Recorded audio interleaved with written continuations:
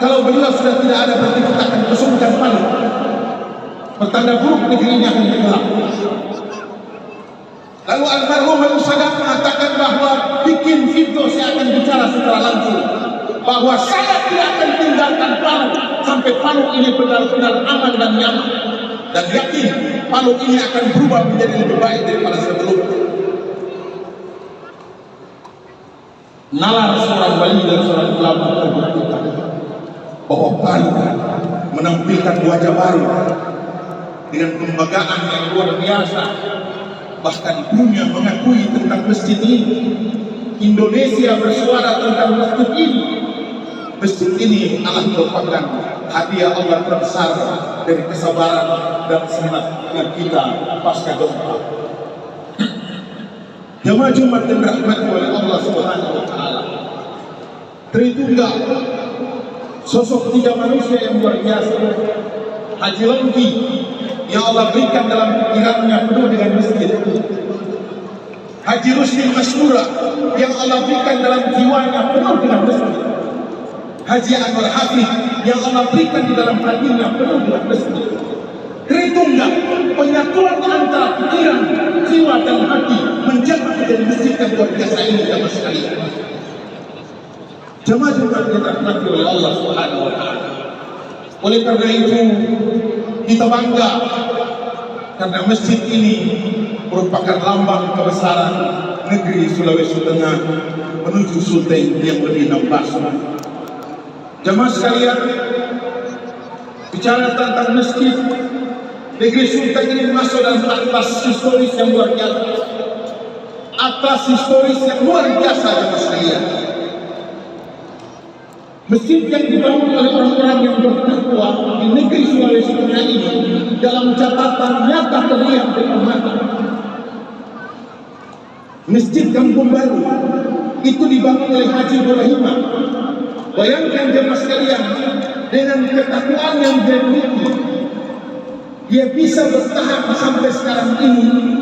Di saat dibangun pada tahun 1812 oleh Haji Ibrahim, dan masjid masih berdiri, beberapa ornamen masih bertahan jemaah sekalian, melambangkan bahwa Islam di negeri ini Islam tua jemaah sekalian.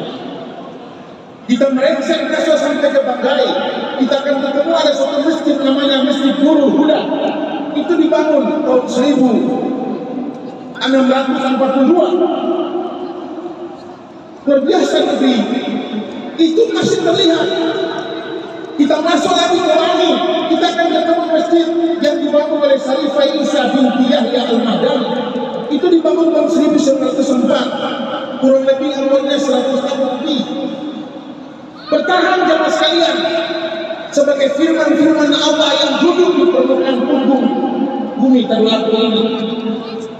Kita masuk ke Bungku jemaah sekalian. Di sana ada masjid yang dibangun oleh Muhammad Khalili, Muhammad Baba. Itu dibangun tahun 1800-an, hampir 190 tahun. Allah abadikan masjid itu di Kelurahan Marsoli. Bertahan jemaah sekalian.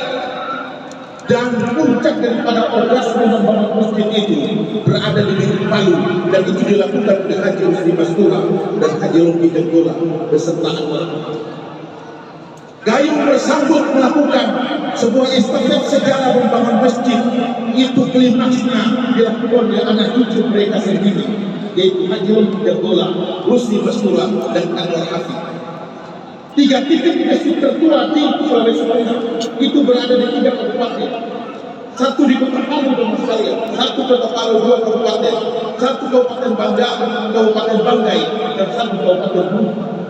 1 kota, 2 kabupaten menyatu dalam Tritunggal. Semangat kejuang, semangat yang penuh dengan masjid, semangat visi misi pikiran membangun masjid, sehingga kita bisa merasakan keindahan ini. Jemaah Jumat yang dirahmati oleh Allah Subhanahu wa taala, membangun masjid itu adalah perbuatan Allah. Allah juga bangun masjid namanya Baitul Ma'mur. Itu untuk para malaikat. Nabi meniru perbuatan Allah membangun masjid tua. Nabi juga membangun Masjid Nabawi. Dari masa ke masa kaum suku Bugis suka membangun masjid. Itu af'alullah, perbuatan Allah. Karena mereka tahu membangun masjid beda dengan bermol. Membangun masjid beda dengan membangun sebuah kota. Satu masjid dibangun dengan ketakwaan bisa menyelamatkan kota yang sebesar Indonesia di sekalian. Makanya kenapa Pak menamakan Masjid Istiqlal, Masjid Kemerdekaan, karena dia tahu kemerdekaan itu sumbernya terdapat di dalam doa-doa orang-orang yang berada di dalam masjid jemaah sekalian. Al-insanu bil tafsir, wallahu bil takdir. Manusia berpikir, tapi Allah yang menentukan takdir. Takdir Allah itu terumumnya ada di dalam masjid. Kalau orang selalu berada dalam masjid, maka takdir Allah Subhanahu wa Ta'ala itu bisa bersamai dengan dia, baik di dunia dan baik di akhirat. Jemaah sekalian, maka kita jangan menyepelekan tentang masjid. Guru Tuhan merasa malu dan membangun Masjid Al-Falah menjadi catatan sejarah dan menjadi kebanggaan. Masjid Al-Falah mulia karena setiap kali orang memakmurkannya, para siswa, para guru. Masjid menjadi pendidikan para guru Al-Falah di sekalian. Sehingga guru tua pernah mengatakan dalam sebuah syairnya, Masjidul Khairat fi faluni itakufu fihi wa sallu ya bani asasahu ustazukum kay ta'lamu wa tuzilu ma bikum min ad-daram. Masjid Al-Falah sudah saya bangun di Palu Jalan Sis Al-Husn. Maka seringlah Anda masuk di dalamnya, iktikaf di dalamnya, berdiam di dalamnya. Wa tuzilu ma bikum min ad-daram. Kalau engkau sering berdiam dalam masjid, maka penyakit hatimu akan digugurkan oleh Allah Subhanahu wa Ta'ala. Kalau kita dialog dengan psikiater tentang emosi kita yang tidak pernah turun-turun, kita topo terau, topo soal. Lalu kita dialog dengan psikiater, kita dialog dengan orang, dan amarah kita tidak pernah turun jemaah sekalian, maka saudara diberikan isyarat untuk wajib beriktikaf dalam masjid. Harus iktikaf dalam masjid jemaah sekalian, karena masjid itu waktu zilu mafikum min ad-daram. Dia bisa menggugurkan setiap orang yang membawa penyakit jiwa di dalam masjid. Jemaah-jemaah yang dirahmati oleh Allah Subhanahu wa Ta'ala. Oleh karena itu, tidak ada orang yang tidak mendapatkan kemuliaan yang luar biasa di masjid jemaah sekalian. Allah Subhanahu wa Ta'ala telah mempertontonkan sebuah kisah terhadap orang yang dianggap rendah mengurus masjid, tetapi mulia di hadapan Allah Subhanahu wa Ta'ala. Ada namanya Ummu Mahzan. Beliau itu pekerja marbotnya masjid. Marbot itu bahasa Arab yang artinya penjaga, pengurus, itu marbot, penjaga, pengurus, perawat. Ini Ummu Mahzan meninggal di tengah malam. Sahabat-sahabat lupa memberitakan meninggalnya Ummu Mahzan kepada Nabi Muhammad, karena Nabi saat itu lagi tidur. Mereka tidak mau ganggu Nabi saat itu. Lalu mereka temukan Ummu Mahzan. Jamaah sekalian, 2 hari kemudian Nabi masuk masjid. Nabi bilang, di mana gerangan si wanita tua yang kulit hitam itu? 2 hari sudah saya tidak lihat dia. Sahabat bilang, Nabi, wanita tua itu sudah meninggal dunia. Kenapa kamu tidak bilang saya? Lalu mereka berkata, kita mau bilang cuma Nabi dalam keadaan tidur, tidak enak kita menemukan Nabi sementara tidur. Nabi bilang, di mana kuburnya? Antarkan saya. Lalu Nabi pergi ke kuburnya dan Nabi sholat terhadap Ummu Mahzan. Lalu Nabi berkata bahwa Ummu Mahzan ketika dia belum masuk di keterangan kubur Baqi, kubur ini gelap. Tapi ketika jasadnya masuk dalam liang lahat perkuburan Al-Baqi, maka perkuburan terang benderang dengan jasadnya Ummu Mahzan. Jemaah sekalian, bukan seorang ulama besar Ummu Mahzan masuk ke dalam kubur yang dia mampu menerangi pemakaman hanya karena jasadnya sering menyapu dalam masjid, hanya karena jasadnya sering menyalakan lampu saat orang sholat dan mematikan lampu setelah orang pulang dari sholat, menyalakan lilin atau api untuk duduk dengan miskin, itu pekerjaannya marbot memazak. Tetapi Allah muliakan dia pada saat jasad masuk ke dalam kubur, jasadnya menerangi semua pemakaman yang ada di kuburan itu. Hanya bekerja seorang marbot yang masuk dia. Nabi bilang, man akhraja kajaratan yadur fi'ain, barang siapa yang mengangkat kotoran dan kotoran itu terlihat di depan mata dia, lalu dia angkat kotoran. Man akhraja kadratan fil masjid yadur fi'ain akhrajallahu min a'zami dzunubihim, barang siapa yang mengangkat kotoran yang ada dalam masjid, satu daun teror saja jatuh atau satu mati saja jatuh di masjid, lalu dia ambil dan dia buang ke tempat sampah jemaah sekalian, Allah gugurkan dosa-dosa besarnya dengan perbuatan ini. Beda kita angkat rumput di lapangan Fatulema atau di lapangan Gawarisi, beda dengan kita mengangkat rumput di dalam masjid atau membersihkan masjid. Itu pahalanya luar biasa. Oleh karena itu jemaah sekalian, ini masjid adalah merupakan transaksi kita yang paling besar dengan Allah Subhanahu wa Ta'ala. Kalau Anda merasa diri banyak dosa, maka jadilah marbot masjid, maka dosa Anda akan digugurkan oleh Allah dan Allah angkat derajatnya. Bagaimana derajatnya para ahli sufi dan para ahli saleh. Jemaah sekalian, apalagi seorang yang sering ajar, jangan menganggap rendah orang yang ajar, jemaah sekalian. Nabi pernah berdoa, Allahumma syidil al-a'immah waghfir lil mu'adhdhirina. Ya Allah berikan petunjuk para imam dari 14 abad yang silam sampai tahun 2025 ini mendapat doa dari Nabi Muhammad, Allahumma syidil al-a'immah, ya Allah berikan petunjuk kepada imam. Menjadi imam itu tidak gampang, jemaah sekalian. Imam itu adalah merupakan tidak hanya sekedar simbol fisik, tapi imam itu simbol spiritual. Dua hal yang harus ada pada imam, jemaah sekalian. Makanya Allah bilang, makanya Nabi doakan, ya Allah, arsyidil al-a'immah, berikan petunjuk kepada imam. Makanya orang yang menjadi imam itu, jemaah sekalian, dia punya karsanya naik, waskitonya naik, jemaah sekalian, kalau dia jadi imam. Karena dia mendapat doa dari Nabi Muhammad SAW. Seorang imam, ketika dia takbiratul ihram, dia harus mampu menembus rasa asyauq, rasa rindu kepada Allah. Dia berdiri di depan jemaah sekalian, dia harus menabur rasa rindu. Ketika Allahu Akbar, maka jamaah itu tenggelam dalam rindu Allah Subhanahu wa Ta'ala. Itu tugas imam. Yang kedua, setiap kali dia membaca ayat atau dia memimpin kita, jamaah itu merasa hudur.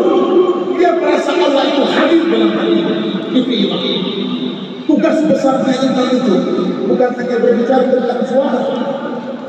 Berlihat kalau kita di got yang kotor, kita akan melihat dia tidak ada harganya. Tapi kalau berlihat di kain putih dan di atas kaca cembung label biru, maka berlihat ada harganya. Maka setiap suara yang bagus itu alasnya itu adalah kesucian.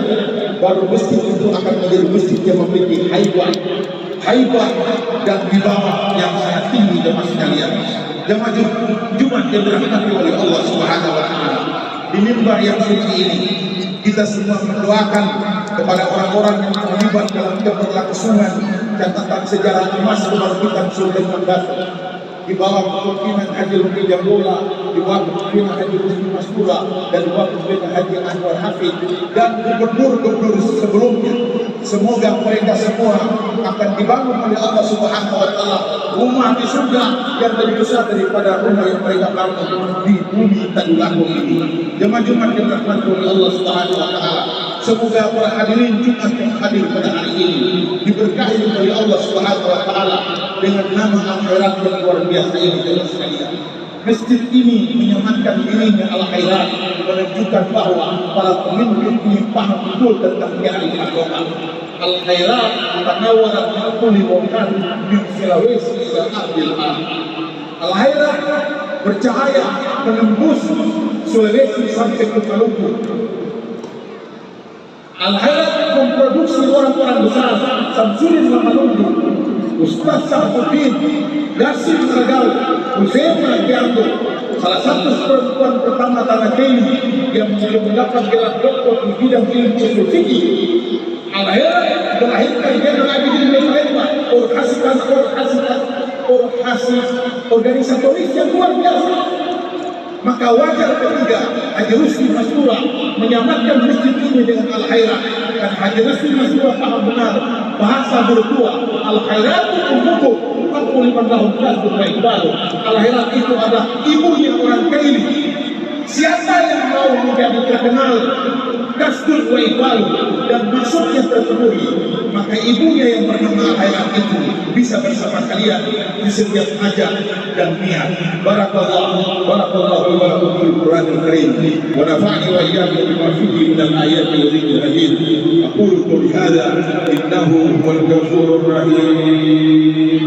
Alhamdulillah rabbil alamin, la ilaha illallah rabbul arbab wa musabbihul asbab subhanal azizil wahhab subhanal ghafurur tawwab.